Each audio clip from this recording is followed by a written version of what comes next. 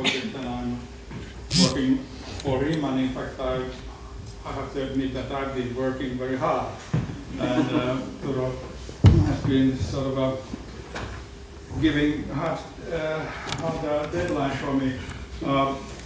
The thing is that we were lucky enough to have funds also to think about the journalism education and how the data journalism education will sort of fit in the picture, or does it fit in? That's an open question. I'll start with the. I'm sorry that there's so much text in the slides because I'm processing a paper for Turo, so that's why there's such an amount of things. But I just wanted to describe the way data journalism came into Finland. There was a big moment of enthusiasm in the air around well, five or 6 years ago, and of course we were following what happens in the States. There were Finnish data activists who were opening data or claiming that the data should be open. There were people close to open knowledge movement. Also, Finnish government was campaigning, or at least some parts of the ministers were willing to open the data or so, and also the big journalistic institutions like the public Yleisradio, the local BBC, and the Helsinki Sanomat, which is the biggest newspaper. They were already then starting to plan the data desks, and also if you think of the education, the first introductory courses were then applied. But after that became stagnation, and I think that it's going on still. It means that there are different reasons. There are economical reasons. We all know about the problems that the mainstream media has, but there are also cultural reasons. If you think of the journalistic culture and also the way we educate journalists, the emphasis on verbal narrative is still prevalent. The visual and numerical storytelling is still on its way. It's been there for like 5 or 6 years already. And somehow it shows the power hierarchies in newsrooms and also in educational institutions as universities, as my university, for example, that these experiments are often somehow slowing down or not getting sort of a permanent position.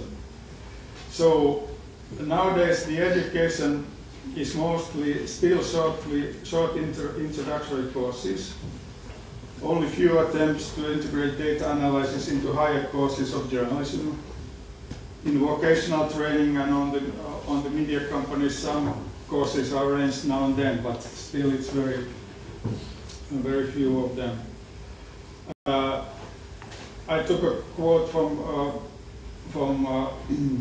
Turo's book and Heikki's book. There's a perfect balance between the demand and supply of data journalism in Finland. They are neither, no demand and no supply. That was a frustrated data journalist who stated that to Johanna Verkko. So what we did in this project, we interviewed data educators, so people who are teaching data journalism in the companies or universities and other institutions. 6 men, 1 woman, that shows something. We asked them about their relationships to data journalism, their previous experiences, and so on. So the teachers told us that the problems are that journalism education in the universities is still based on the traditional mindset, not making interactive journalism out of data sources. There are myths about the difficulties of making data journalism, and they are very hard for example, in our students in Tampere. The teachers say that the introductions are not enough. There should be a sort of constant combinations between data materials and teaching of journalism, so that it could be integrated into other levels of journalism education. So there were lots of problems, but there were also things that worked well. The core thing, I think that was very clear, that the sooner you start to give them practice of how to use spreadsheets and Excel, that's the sort of an opening moment. And after that, you should also, of course, add more to that. But that's the thing that should be started with very early on. So they should also learn to solve problems together. They should have longer courses with data analysis, students doing data analyzing, also visualizers. So not just short courses, also longer ones. And also the good thing about this, according to the student, to the teachers, is that now we have the first book in Finnish. So what we need is a new data mindset for journalists, so that our students would understand that this is only one method and to make journalism, not something that you should be scared of.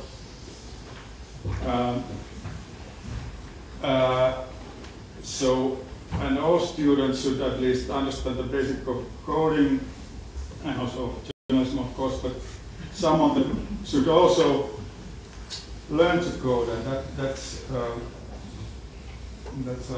tough thing to make happen. Still, so to conclude, what we need is in education we need more emphasis on interactive journalism in general.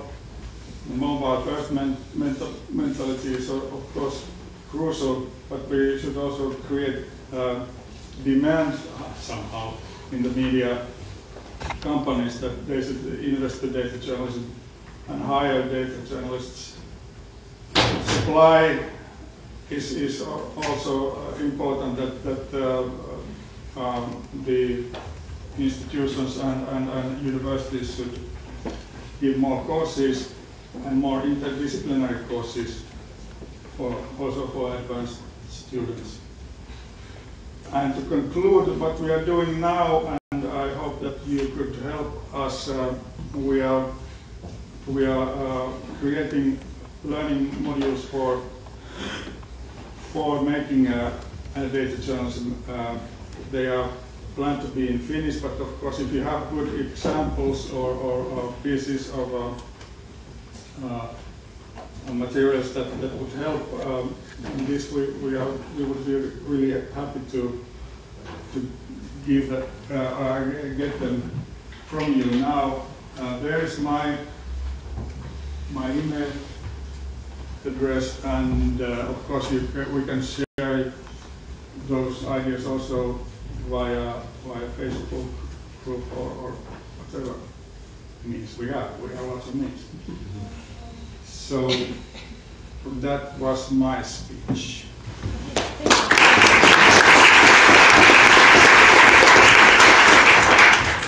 Questions for Esa? Okay, so I have a question again. Where are you? I was recently at the NICAR conference in the US in Denver, and they had a session on journalism education in the US. And they were saying that one of the problems was that the competence was taken outside. The competence, they didn't have it inside of the universities, and it was constantly changing and nothing stayed inside of the institutions. Have you seen the similar tendencies? Yes. Yes, that's the thing that often happens in these kinds of organizations as universities. So you easily hire someone to do sort of a piece of a course, but it's very hard to get permanent jobs for any kind of journalism education nowadays. So that's one problem. But we should of course have teachers who are in a permanent position and teaching data journalism, as they are for other genres of journalism, like film or television or whatever. Okay. Okay. Do we have? I think we have a luxury of 5 minutes of break here if you want. If you don't, we can roll with 4 more presentations.